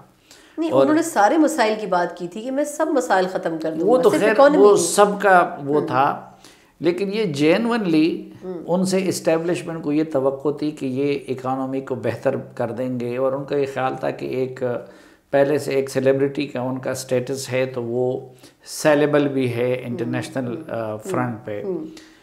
تو دوسری یہ ایک ان کی خوش فہمی تھی. اور تیسرا یہ تھا کہ وہ ماضی کی حکمرانوں کی طرح اپنی منمانی نہیں کریں گے یا چھیڑخانی نہیں کریں گے. اچھا، کچھ معاملات میں واقعی انہوں نے وزیر اعظم بننے کے بعد حد سے زیادہ ناقابل یقین حد تک تابعداری دکھائی. مثلا انہوں نے خارجہ پالیسی سے کوئی سروکار نہیں رکھا، انہوں نے کشمیر پالیسی سے کوئی سروکار نہیں رکھا، باقی چیزوں سے کوئی سروکار نہیں رکھا، دفاعی امور سے کوئی سروکار نہیں رکھا. اچھا، پھر یہ کہ بہت زیادہ کافی ساری اپوائنٹمنٹس بھی انہوں نے اسٹیبلشمنٹ کے کہنے پہ وہ کر دی. لیکن کچھ جگہ ایسی آ جاتی تھی کہ جہاں پہ ایک مخصوص جگہ ہے اور بنی گالہ سے جہاں مداخلت ہوتی ہے تو اس میں پھر خان صاحب وہ اسٹیبلشمنٹ کے آگے ڈٹ جاتے ہیں. مثلا بزدار کے معاملے پہ وہ کسی کی نہیں سنتے. تو ایک تو خلاف توقع 2-3 چیزیں ہوئی. ایک تو پتہ چلا کہ بھائی ٹیم تو کوئی نہیں ہے. دوسرا لیکن یہ ٹیم تو ان کو اکٹھی کر کے دی گئی تھی نا، ساری ٹیم ان کی خود کی چنی ہوئی نہیں تھی. ہاں، اب یہ تو ایک الگ ڈیبیٹ ہے نا کہ وہ کہتے ہیں کہ بھائی ٹیم تو مجھے دی گئی ہے. پبلکلی تو یہ نہیں کہتے، لیکن وہ تو کہتے تھے نا. یا ان کو اسد عمر نے دھوکے میں رکھا تھا، یا وہ خود اب وہ اسد عمر کو ماہر معیشت سمجھتے تھے. اب اسد عمر ماہر معیشت تو نہیں ہے، وہ تو مارکیٹنگ کے آدمی ہیں، اور مارکیٹنگ بھی صرف اپنی ذات کی کر سکتے ہیں. تو جب انہوں نے بنیادیں غلط رکھ دی معیشت کی اور تباہی کی رکھ دی، تو اب اس کے بعد شوکت ترین بھی آئے اور حافظ شیخ بھی آئے اور باقی لوگ بھی آئے، ٹھیک ہے، اور وہ چلے بھی گئے، لیکن وہ اب ان کو تو درست نہیں کر سکتے. دوسرا انہوں نے ایک اور معاملہ جو کیا، اور میں کہتا ہوں کہ پتہ نہیں اس معاملے میں ان کے ساتھ بڑی غیر معمولی رعایت کی گئی، ورنہ تو پاکستان میں اس طرح کے لوگوں کو کبھی برداشت نہیں کیا جاتا. مثلا یہاں پہ کوئی برٹش سٹیزن تھا، کوئی کسی اور ملک کا سٹیزن تھا، وہ لوگ آئے اور ان کو اہم عہدے دے دیے گئے اور ان کو کی پوزیشن تک رسائی دے دی گئی.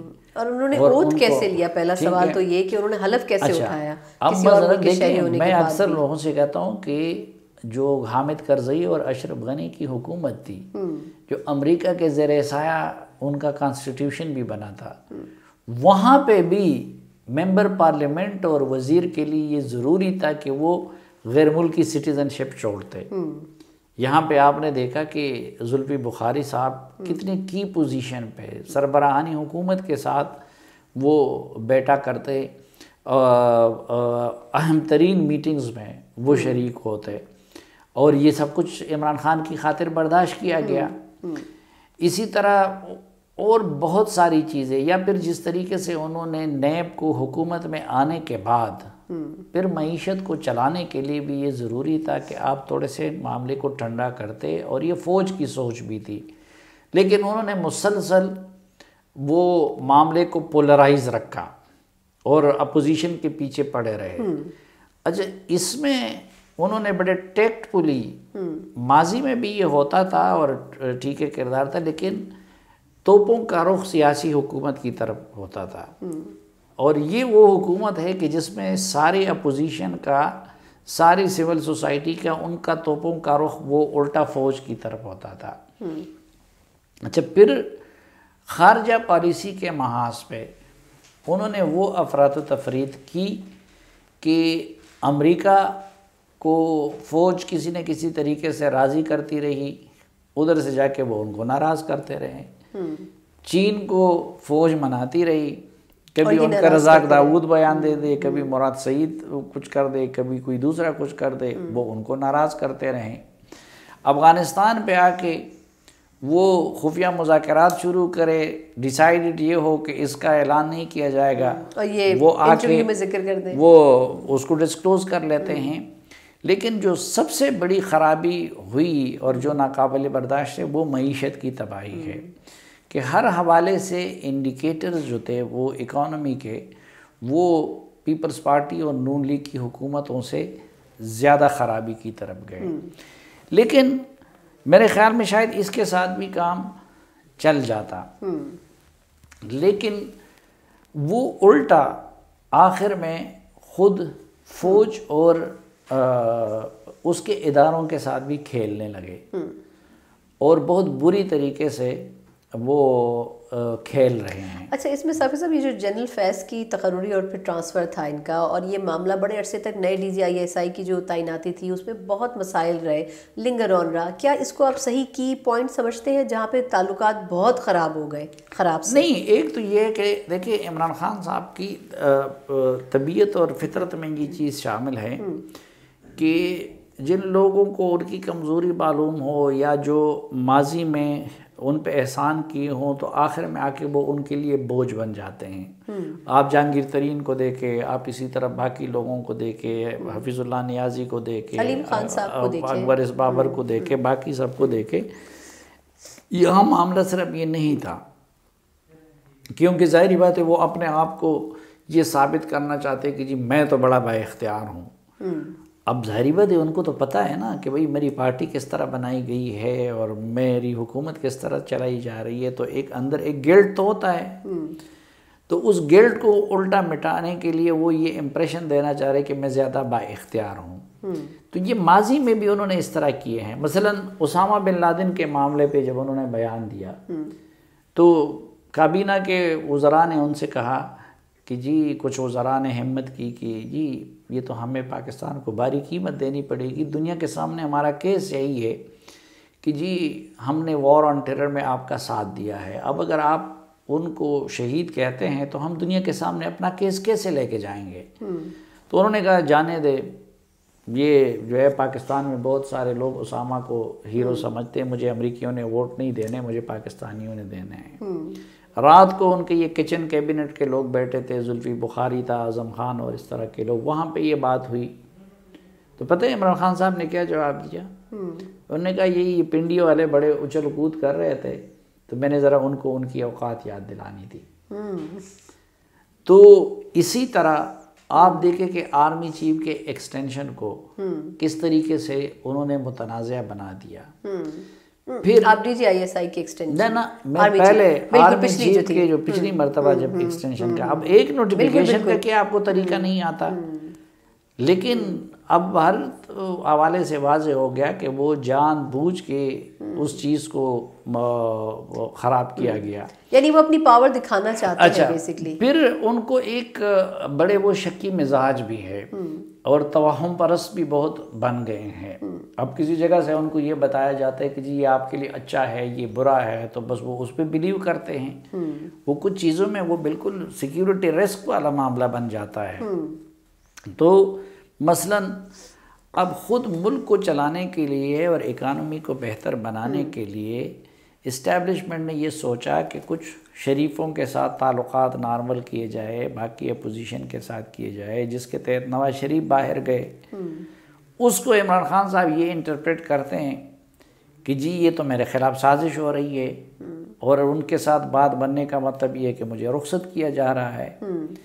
تو الٹا آ کے انہوں نے پھر اس وقت دھمکیاں شروع کر دی اور خالد بن ولید اور کی مثالیں دینے شروع کر دی. وہ پھر جو بڑا ٹرننگ پوائنٹ تھا وہ خصوصاً یہ اب D G I S I کا نوٹیفیکیشن تھا. اب پہلے ان سے مشورہ کیا گیا تھا، پہلے سے ڈیسائیڈڈ تھا، جنرل فیض بھی آن بورڈ تھے، باقی سب کچھ بھی تھا، ان کے گڈ فیتھ پہ کیا جا رہا تھا. لیکن آخری وقت پہ اب پتہ نہیں ان کو کہاں سے بتایا گیا کہ جی یہ فیصلہ آپ کے لیے ٹھیک نہیں ہے. تو بجائے اس کے کہ وہ کل کے بات کرتے تو انہوں نے ماحول کو خراب کر دیا اور جو چیزیں ڈیسائیڈڈ ہوئی تھی تو ان پہ انہوں نے وہاں پہ شور ڈالا، اور اس پہ ہم ماضی میں بہت بات کر چکے کہ حقیقت وہ کیا تھی. اب اس کے بعد ہونا تو یہ چاہیے تھا کہ اس ڈیمیج کو وہ ریکور کرتے، لیکن وہ ریکور کرنے کی بجائے پہلے تو اسی طرح ناراضگی کا اظہار کرتے رہے. پھر جب ان کو پتہ چل گیا یا ان کو یہ شک ہو گیا کہ جی ادھر نون لیگ کے ساتھ کوئی بات بن رہی ہے یا ان کے ساتھ بات بن رہی ہے، تو پہلے دھمکیاں دی. جب دھمکیوں سے کام نہیں چلا تو پھر جا کے قدموں میں لیٹ گئے، خود ہی فرمائش کی کہ جی میں آئی ایس آئی کوارٹر میں جانا چاہتا ہوں. پھر یہ جو نیشنل سیکیورٹی پالیسی کا وہ بنا رہے تھے تو وہ تو محی یوسف پریس کانفرنس میں بھی پیش کر سکتے تھے، لیکن اس کو بڑی تقریب اس لیے بنائی گئی کہ چلو آرمی چیف کے ساتھ انٹریکشن ہو جائے ان سب لوگوں کے ساتھ. تو اب دوسرے ایکسٹریم پہ چلے گئے ہیں اور ایسی چیزیں بھی آفر کر رہے ہیں کہ جو ان سے مانگی بھی نہیں جا رہی ہیں. اچھا لیکن اس سے وہ نہیں ہوا، پتہ نہیں پھر اس کے ذہن میں کوئی شک بٹایا گیا. یعنی وہ بیسکلی یہ چاہتے ہیں کہ ان کو اگلا ٹینیور بھی دیا جائے یا ان کو اگلا ٹینیور ملے. نہیں، اس وقت تو وہ عدم تحفظ کے شکار نظر آتے ہیں. ان کے ذہن میں یہ چیز بیٹھ گئی ہے کہ مثلا پبلک میں وہ جو کچھ بھی کہیں، لیکن وہ یہ سمجھتے ہیں کہ میں فوج مجھے لائی ہے اور اگر فوج نہ چاہے تو مجھے کل رخصت کیا جا سکتا ہے. اب مثلا اس روز جو انہوں نے بات کی، ان کو تھریٹ کیوں فیل ہو رہا ہے؟ وجہ کیا ہے یہ اب ہم بھی حیران ہیں، کیونکہ اپوزیشن میں تو کوئی جان نہیں ہے. بالکل ٹھیک ہے، وہ کہتے بھی یہی ہیں. ہاں یہ الگ بات ہے کہ جو اکانومی کی صورتحال ہے یا ان کے لوگ اگر چول رہے ہیں. اب مثلا اگر پرویز خٹک صاحب احتجاج کرتے ہیں تو ان کو عادت یہ پڑی ہے، وہ کہتے ہیں نہیں ان کو کسی نے اشارہ کیا ہے تبھی یہ مجھے آنکھیں دکھا رہا ہے. اگر کوئی دوسری وزیر اعتراض کرتا ہے تو وہ دوسری طرف شک کرتا ہے. اچھا پھر ان کو پچھلے 3 سالوں میں عادت یہ ڈالی گئی ہے کہ ان کے ہر مسئلے کو وہ لوگ ان کے لیے حل کرتے تھے. اب جب وہاں پہ کچھ قیادت کی تبدیلی آ گئی ہے تو انہوں نے اپنے آپ کو ڈیٹیچ کر لیا ہے. اب اس ڈیٹیچمنٹ کو بھی یہ سمجھتے ہیں کہ نہیں میرے متعلق نیت ٹھیک نہیں ہے، اس لیے میرے لیے ماضی کی طرح کے مسئلے حل نہیں کیے جا رہے ہیں. اب اس روز پھر انہوں نے دھمکی پہ اتر آئے. اب سوال یہ کہ جب وہ یہ کہتے ہیں کہ میں یہاں سے نکل کے زیادہ خطرناک ہو جاؤں گا تو آپ کس کو سنانا چاہتے ہیں؟ اور پھر انہوں نے لفظ استعمال کیا کہ میں گھٹیا لوگوں کی باتیں، میرے پاس تو سب کچھ تھا، میں پھر گھٹیا لوگوں کی باتیں سن کر یہاں کیوں آتا. نہیں یہ تو خیر ایک بڑا وہ ڈرامہ ہے کہ انسانی فطرت یہ ہے کہ وہ طاقت چاہتا ہے، اختیار چاہتا ہے. ٹھیک ہے، بہت سارے لوگوں کے پاس شہرت بھی ہوتی ہے، شہرت کے بعد وہ پھر دولت چاہتا ہے، جب دولت آ جاتی ہے تو پھر وہ اختیار چاہتا ہے، جس صرف آپ کا نہیں ہے، یہ تو پوٹن بھی یہ کر سکتا ہے کہ جی آرام سے جا کے اپنی زندگی انجوائے کرے، لیکن اس کے لیے وہ مر رہا ہے۔ یہ آپشن تو نواز شریف کے پاس بھی ہے، لیکن یہ جو اقتدار کا نشہ ہے، ادھر تو آپ کی اس کے ساتھ لگاؤ کا یہ عالم ہے کہ اس کے لیے آپ نے شیخ رشید کو بھی گلے لگا لیا، اس کے لیے آپ نے بابر اعوان کو بھی گلے لگا لیا، اس کے لیے آپ نے MQM اور چودھری شجاعت کو بھی، تو اگر آپ کو اتنا شوق نہیں تھا تو پھر آپ کیوں یہ کر رہے تھے؟ یا آج اگر آپ کو نہیں ہے تو آپ تو ڈیلیور نہیں کر سکے، آپ نے تو معیشت کو پیپلز پارٹی اور نون لیگ کے دور سے بھی زیادہ تباہ کر دیا، آپ کے دور میں تو کرپشن بھی ان کے زیادہ اس سے بڑھ گئی، تو پھر اگر آپ کو اتنا شوق نہیں ہے تو چھوڑ دیجئے۔ لیکن عزیز تو آپ کو اقتدار آج بھی اتنا ہے کہ آپ اس کے لیے قدموں میں بھی پڑتے ہیں، اور آپ اس کے لیے دھمکیاں بھی دیتے ہیں، اور آپ اس کے لیے بلیک میل بھی وہ کرتے ہیں۔ تو ابھی وہ ڈبل سگنلز دے رہے ہیں، ایک دن تابعداری کے اور دوسرے دن دھمکی کے۔ اب مثلا یہ کہ میں نکل کے زیادہ خطرناک ہو جاؤں گا، تو اپوزیشن کے لیے تو آپ خطرناک نہیں ہو سکتے نا، اپوزیشن کے لیے تو آپ حکومت میں رہ کے زیادہ خطرناک ہیں۔ آپ کی زبان ان کے خلاف چل رہی ہے، آپ کے ترجمانوں کی چل رہی ہے، آپ ان کو جیلوں میں ڈال سکتے ہیں، آپ کے تحویل میں ادارے ہیں آپ کے پاس، تو اس وقت تو آپ خطرناک ہیں، تو یہاں سے نکل کے تو پھر وہ اس جگہ پہ آ جائیں گے۔ تو آپ جو کہتے ہیں کہ میں زیادہ خطرناک ہو جاؤں گا، تو آپ کس کو سنانا چاہتے ہیں؟ جو اب باجوہ صاحب کی ایکسٹینشن کی جو باتیں ہو رہی ہیں، خبریں تو لوگ تو ہر قسم کے سٹیٹمنٹس دیتے ہیں نا، لوگوں کی یہ بھی رائے ہے کہ شاید باجوہ صاحب کی ایکسٹینشن کو سامنے رکھتے ہوئے خان صاحب بھی چاہتے ہیں کہ ان کو بھی ایک ایکسٹینشن ملے اگلے دور میں، اور وہ ان دو چیزوں کو آپس میں کنیکٹ کر رہے ہیں۔ تو کیا اس میں کچھ صداقت نظر آتی ہے؟ آپ کو لگتا ہے کہ باجوہ صاحب کو خود کوئی دلچسپی ہے کہ ایکسٹینشن اور تقرری اور ان چیزوں کا کسی کے اقتدار سے کوئی تعلق نہیں ہوتا؟ یہ نہیں ہوتا کہ آپ کسی کو اپوائنٹ کریں گے تو وہ آپ کی خدمت کریں گے۔ مثلاً پرویز مشرف کو تو نواز شریف نے اپوائنٹ کیا تھا نا، جنرل باجوہ صاحب کو عمران خان نے تو اپوائنٹ نہیں کیا تھا۔ تو یہ میرے نزدیک ایک ارریلیونٹ بحث ہے۔ اچھا، جو فوج کو بدنامی، یہ عمران خان صاحب ہی کا دور ہے کہ جس میں اپوائنٹمنٹ کے بحث سالوں پہلے شروع ہو جاتی ہے، جس میں DGI کا تقرر جو ہے وہ بھی موضوعی بحث بن جاتا ہے، اور مہینوں اس پہ بحث چلتی ہے۔ ابھی آرمی چیف کا دور پورا نہیں ہوا ہے اور ابھی سے آپ نے ایکسٹینشن وغیرہ کی باتیں شروع کر دی ہے، تو اس وقت ان کا دور جو ہے وہ سب سے بھاری ثابت ہو رہا ہے فوج پہ، کیونکہ فوج پہ تنقید بھی ہو رہی ہے، فوج موضوع بحث بھی ہر وقت بنتی ہے ان کے کردار کی وجہ سے، فوج خارجہ پالیسی کے معاملات کچھ بناتی ہے، یہ بنانے میں مددگار بننے کی بجائے اس کو الٹا بگاڑ دیتے ہیں۔ اسی طرح اکانومی ہے، تو اکانومی اگر خراب ہو رہی ہے تو اس سے پورے ملک کی سیکیورٹی اور اس حد تک خراب ہو گئی ہے کہ اب وہ سیکیورٹی کے لیے بھی ایک چیلنج بن گیا ہے۔ بہت شکریہ ثاقب صاحب آپ کا۔ تمام دیکھنے والوں سے بھی اجازت چاہیں گے، اللہ حافظ۔